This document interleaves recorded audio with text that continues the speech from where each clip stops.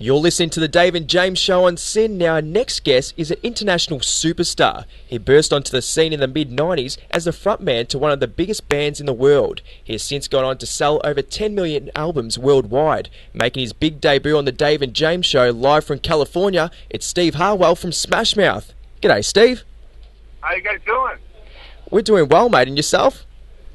I'm doing fantastic. I've been looking forward to this tour for years and years, so I'm excited. We're excited too, mate. We can't wait to have you back in Australia. Now, the band's returning after 6 years with the new album Magic. I think it's fair to say that there'll be a number of excited fans on board for the tour. What inspired the new album?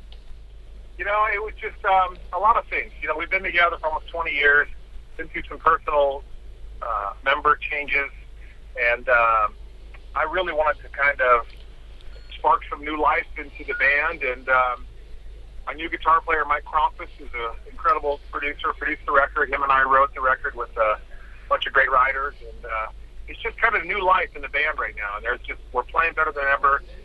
We personally feel like the record's got a lot of hits on it. Hopefully you guys love it. Today I just got the first official copy back from the record label, so I get to hold that in my hand tomorrow. That'll be exciting. I'm sure we will love it, Steve. I'm a big Smash Mouth fan myself, and what I wanted to know is you've gone on record as saying that you've got so many hits on this new record, it's ridiculous. I am excited about this song mainly because of its title, Jump Out at You Like a Barrel of Monkeys. Who came up with the title of that song? I don't know, but I tell you what, I firmly believe, and I don't ever go out on a limb with anything, and I can't explain to you how easy it was making this record. That's one of the things I haven't seen in a long time in this band. It kind of wrote itself, and those are the records you know are going to be really good when it just falls together, and it's kind of effortless, and the energy is so incredible with the band. And like I said, you know, we've got a few tours planned to come see you guys, and things have come up that unfortunately got those canceled. So this will be our first time down there, and we're gonna tear the house down when we get there. Oh, can't wait for it. The roof's gonna go off, Dave. And the album, Steve, has been described as the sound of summer. I certainly hope that's the case when you arrive in Melbourne, Steve, because in September you may think you've arrived somewhere near the Antarctic. Melbourne is very cold. You know what? I just find me a wife while I'm there, please. We'll do our best. That's our mission. What are you looking forward to most, Steve, about coming to Oz? It's the fans. I mean, we have a lot of fans down there, and you guys have been really loyal to us, and we like I said, we've had multiple tours planned, but from 9/11 stuff like that, and I had some personal issues that unfortunately they got in the way of the whole thing, and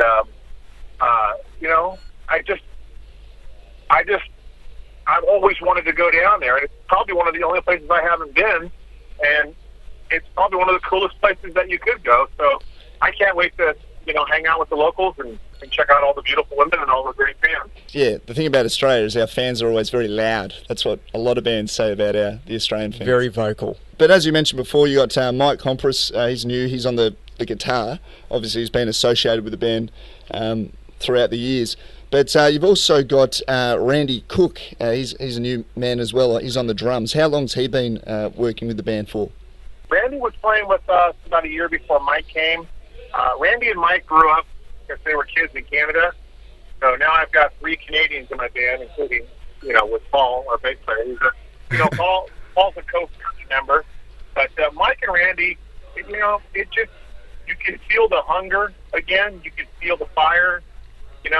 There's a whole new element of this band, and I think, quite honestly, when Craig and I parted ways, just because we needed a break from each other, and we had different opinions on the way things should run, and I'm the one that put the band together, so I'm definitely not going to walk away from something I built. And but it was scary when that happened, because I was, I really thought, well, is this it? Is this the end of this whole thing? And I just wasn't going to give up. And fortunately, like I said, I played with Randy for about a year before Mike, and I had met Mike about 10 years ago, not knowing that he was friends with Randy, blah, blah, blah.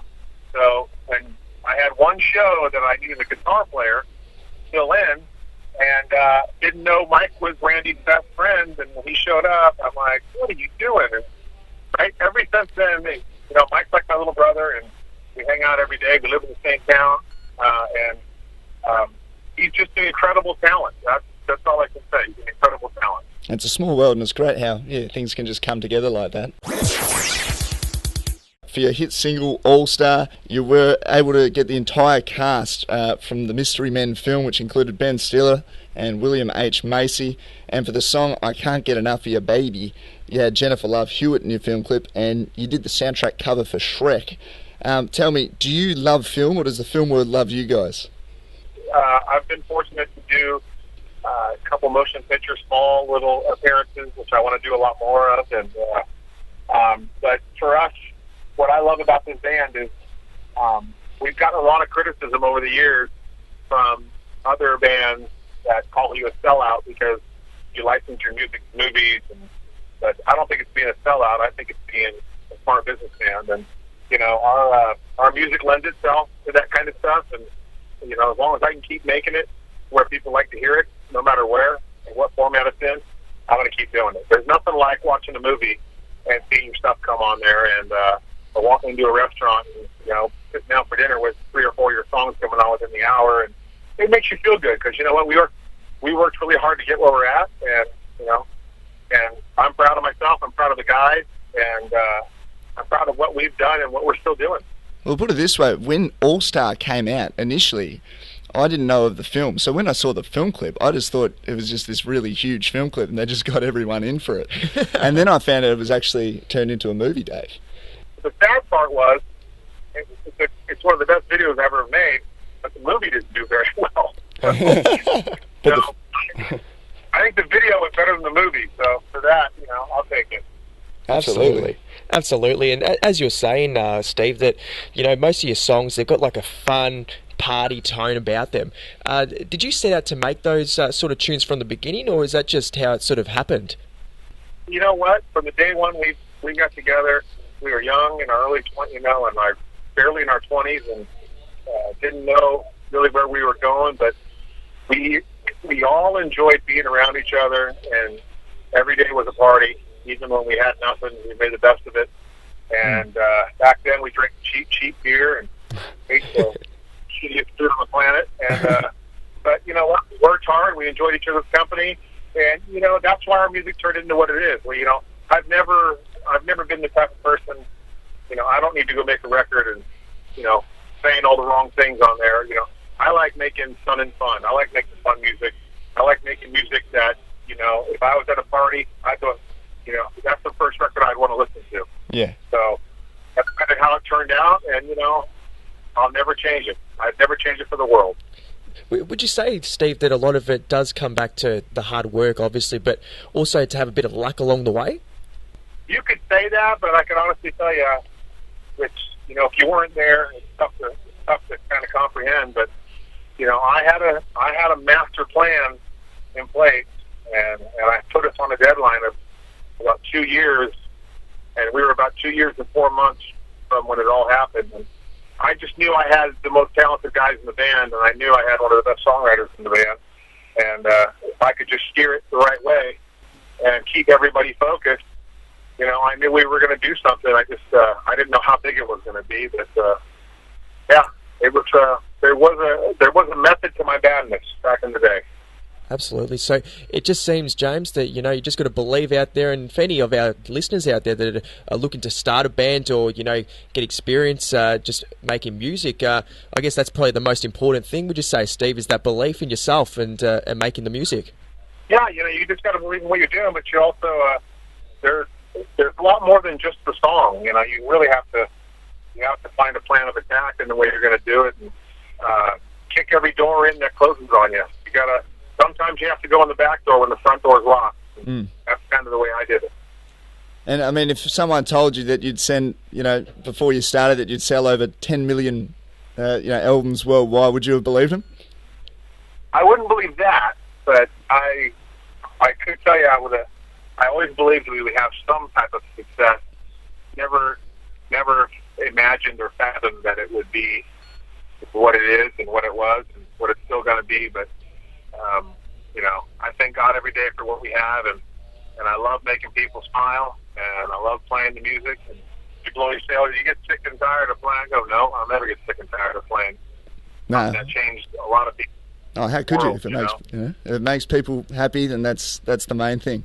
Absolutely, mate. Look, Steve, I must admit, I wish that we were back in the mid-90s because James and I would be the coolest kids in class at our primary school because we loved your music growing up. Well, you know what? Just call some of your friends back in the day and tell them we talked today. It'll be cool. If only we had a time machine. Marty McFly. No, Back to the Future, baby. Come on. Well, Steve, look, it's been an absolute pleasure, mate. Thanks for taking the time to chat to us today. Thank you guys so much for everything. I look forward to being down there. I know the guys are excited. We're not going to let you down. To all the fans down there, thank you guys for sticking by us, and hopefully you like the new record and like the new single. And we'll see you guys soon, okay? Absolutely, Thanks, Steve. And remember, Smash Mouth will be playing at the Palace Theatre on Thursday the 25th of October as part of the Australian tour. Tickets available through Ticketek. Steve Harwell, thanks for joining us on the Dave and James Show. Thanks, guys.